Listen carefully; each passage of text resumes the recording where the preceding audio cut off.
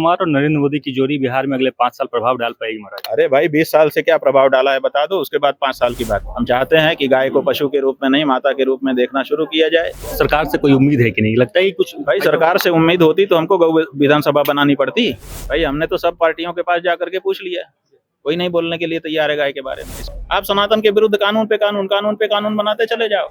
ऐसे सनातनियों की क्या मजबूरी है कि वो आप उनके विरुद्ध कुछ भी बना दो, वो सहल है। बाबरी मस्जिद किस लिए? बाबर की उपासना करने के लिए। गौ विधानसभा को अपनी नियुक्ति पत्र भिजवा दी, क्या कुछ उद्देश्य था इसका? उद्देश्य गौ सेवा है, गौ रक्षा है और गौ माता के प्रति जो परंपरागत हमारी भावना है उसको पुनर्जागृत करने का उद्देश्य है। हम चाहते हैं कि गाय को पशु के रूप में नहीं, माता के रूप में देखना शुरू किया जाए, जैसा कि हमारे पूर्वजों ने सदा से देखा रहा है। सरकार से कोई उम्मीद है कि नहीं? लगता है कि कुछ भाई सरकार से उम्मीद होती तो हमको गौ विधानसभा बनानी पड़ती। अगर ये जो विधानसभा चुन करके आई है, अगर यही गौ माता के लिए खड़ी हो जाती तो हमको क्या जरूरत पड़ी थी कि ये सब हम करते, गौ विधानसभा बनाते और गौ विधायकों को कहते कि चलो भाई गौ सेवा के लिए योजना बनाओ और काम करो। नहीं कर रही है तभी ना ये सब हमको करना पड़ रहा है। जब हमारा पैर काम नहीं करता तभी ना हमको छड़ी लेके चलना पड़ता है। जब हमारी आंखें कमजोर हो जाती हैं तभी ना चश्मा लगाना पड़ता है। ये बात क्या भारत में कोई ऐसा सरकार आपको दिख रहा है या कोई ऐसे नेता जिनको लगता हो कि सनातन धर्म को लेकर हो या गौरक्षा को लेकर कोई मुहिम चलाएं, या उनको लगता है कि कैपेबल है कि आगे जाके काम? भाई हमने तो सब पार्टियों के पास जाकर के पूछ लिया, कोई नहीं बोलने के लिए तैयार है गाय के बारे में। इसका मतलब है कि इस समय गौ रक्षा की बात करने वाला कोई नेता और कोई पार्टी देश में नहीं रह गई। इसीलिए तो नई राजनीति, सनातनी राजनीति शुरू की गई है कि सनातन के लोग अब धीरे धीरे नेता बन के आएंगे तो सनातन की बात करेंगे। सनातन की बात करने वाला तो कोई नेता ही नहीं है अब देश में। क्या लगता है कि ये सिर्फ राजनीति तक ही सिमट गई है, सनातन या गौरक्षा जो बात है? राजनीति भी एक विधा है, उसका भी प्रभाव जनता के ऊपर पड़ता है। इसलिए संसद में क्यों नहीं सनातनी विचारधारा के नेता होने चाहिए? विधानसभा में क्यों सनातनी विचारधारा के नेता नहीं होने चाहिए, ताकि जरूरत पड़े तो खड़े होकर बोलें कि नहीं नहीं ये बात सनातन के अनुकूल है, ये सनातन के विरुद्ध है। ऐसा कहने वाला कोई भी नहीं है आज हमारी विधानसभाओं में और संसद में। क्यों नहीं होना चाहिए वहां पर? देखिए, भारत की संसद में भारत का राष्ट्रपति एंग्लो इंडियन को मनोनीत करता है। वो लोग चुन के नहीं आते। एंग्लो इंडियन की माने अंग्रेज लोग जब आए थे इंडियन में, उन्होंने गर्भाधान करके जो संतान पैदा की, एंग्लो इंडियन कहलाती है।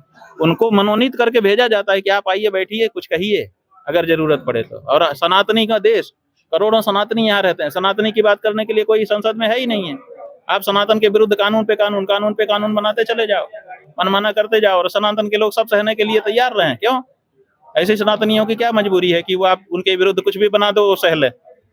ये तो नहीं हो सकता ना। इसलिए सनातनी मुखर होगा और अपने हितों की रक्षा करने के लिए आगे आएगा, अगर कोई दूसरा उसके हितों की रक्षा करने के लिए तैयार नहीं है। क्या नीतीश कुमार और नरेंद्र मोदी की जोड़ी बिहार में अगले 5 साल प्रभाव डाल पाएगी महाराज? अरे भाई 20 साल से क्या प्रभाव डाला है बता दो, उसके बाद 5 साल की बात करो। जब 20 साल में नहीं कुछ हो पाया तो 5 साल में क्या होगा? कुछ आप बताओ ना। 20 साल में हम आए थे बिहार, घूमने गए, एक दिन केवल रहे।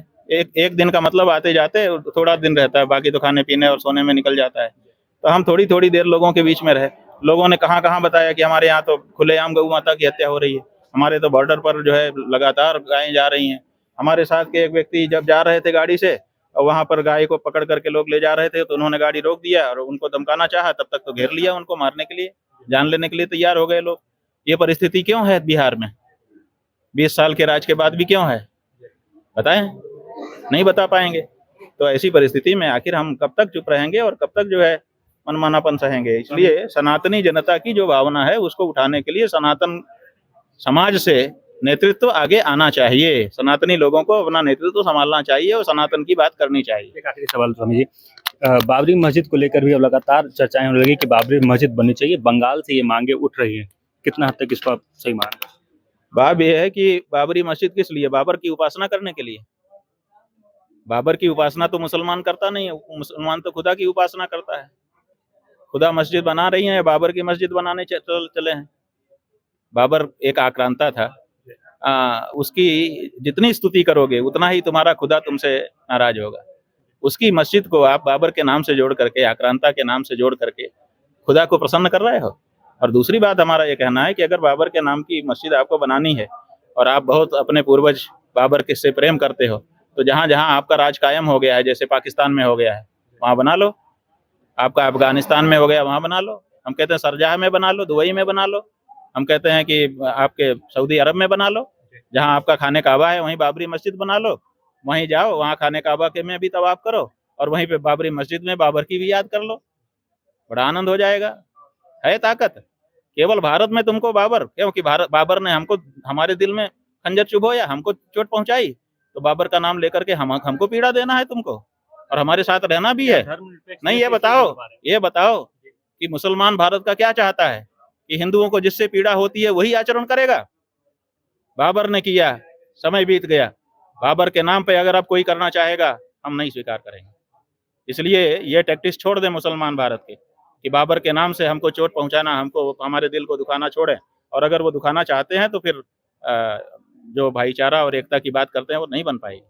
धन्यवाद स्वामी। तो भी हमारे साथ जगत गुरु शंकराचार्य अभिमुक्तेश्वरानंद स्वामी जी थे और उनसे बात हुई। उन्होंने एक गौ विधानसभा यानी गौ विधायक के लोगों को नियुक्ति पत्र बांटे, यानी 243 विधानसभा क्षेत्र में उन्होंने अपने निर्दलीय कैंडिडेट उतारे थे और उनको आज उन्होंने नियुक्ति पत्र बांटी है। उन्होंने भी बताया कि लगभग 6 लाख वोट जो हैं उन्हें इस बार के विधानसभा में निर्दलीय उनके तमाम प्रत्याशी को मिले हैं। बाकी उन्होंने अलग अलग मुद्दों पे अपनी बातें रखी, बाबरी मस्जिद को लेकर अपनी बातें रखी, नीतीश कुमार, नरेंद्र मोदी, तमाम मुद्दों पर अपनी बातों को रखना नजर आए। बाकी इन तमाम वक्तव्यों को लेकर आपका क्या कुछ कहना है कमेंट बॉक्स में जरूर लिखें और देखते रहें सच टॉक्स।